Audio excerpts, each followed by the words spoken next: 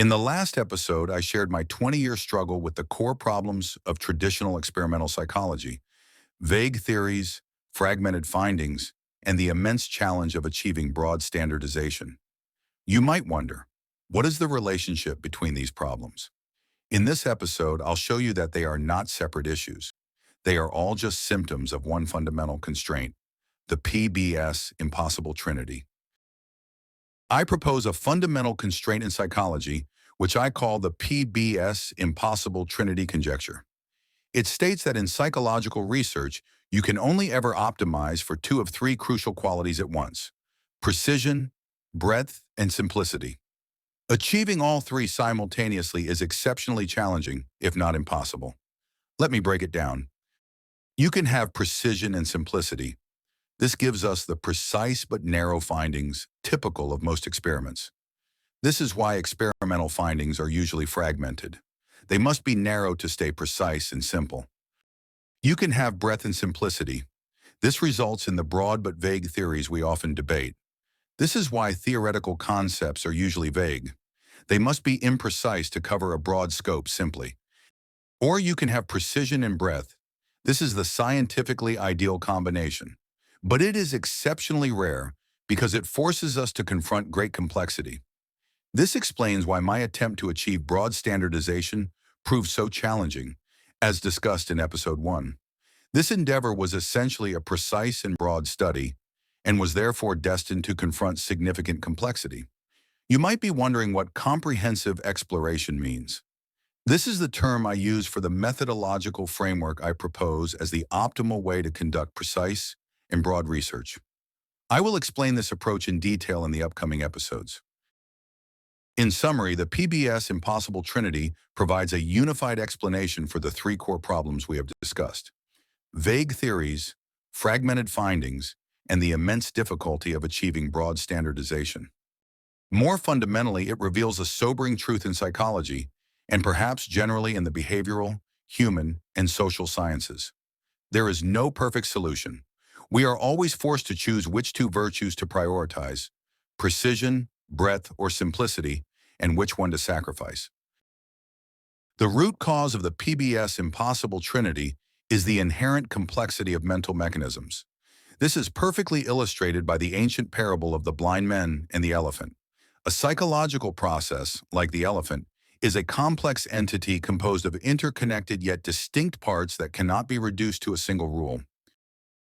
To achieve simplicity, one can choose to focus on only one part of the elephant, such as its trunk, and study it as the operational definition of the elephant. This leads to precise but narrow experimental findings. Different researchers may choose to focus on different parts, and together they may cover most of the elephant. However, these findings remain fragmented, isolated pieces that do not connect into a coherent whole.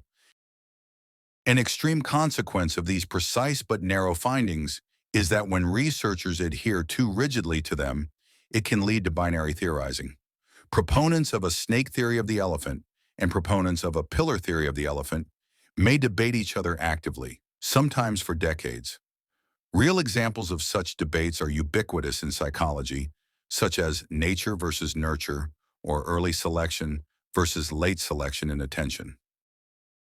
Instead of zooming in on a specific part, another strategy for dealing with the complexity of mental mechanisms is to zoom out to the big picture.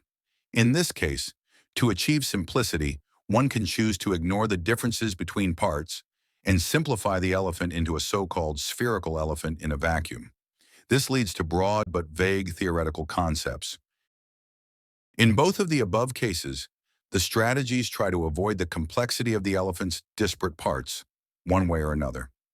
A third strategy, although rarely used in practice, is to directly confront this complexity and try to get a complete and accurate understanding of the elephant. This leads to precise and broad, but complex studies. I have discussed the PBS impossible trinity with many fellow researchers. While most find it a valuable framework, the criticisms it receives are interestingly from two opposing positions. Some argue it is too obvious to be worthwhile, while others contend it is simply false. Frankly, I would be fascinated to see proponents of these opposite views debate each other. Nevertheless, here is my response to each critique. To those who find the Trinity too obvious, while the concept may seem intuitive, its implications are profound. For instance, it suggests that to achieve comprehensive theoretical understanding, we must abandon theory-driven hypothesis testing and adopt data-guided theory building.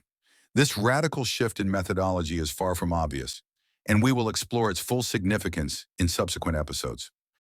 To those who believe the Trinity is false due to exceptions, I acknowledge that exceptions do exist, primarily in early sensation processing, where underlying mechanisms are unusually simple. For example, the trichromatic theory meets all three criteria by using just three components to precisely explain diverse color phenomena. Therefore, these rare cases actually reinforce the general rule. They occur precisely where mechanisms are unusually simple, demonstrating that the usual complexity inevitably forces trade-offs. Having presented and defended the PBS impossible Trinity, I want to argue that the precise and broad approach is the most scientifically valuable, as it provides the deepest understanding. To use our metaphor, a complete and accurate elephant is unequivocally better than a collection of fragmented parts or an oversimplified sphere. This makes it unfortunate and somewhat surprising that precise and broad studies are rare. In the next episode, I will explain the fundamental barrier that has prevented widespread adoption of precise and broad studies, the curse of complexity. See you then.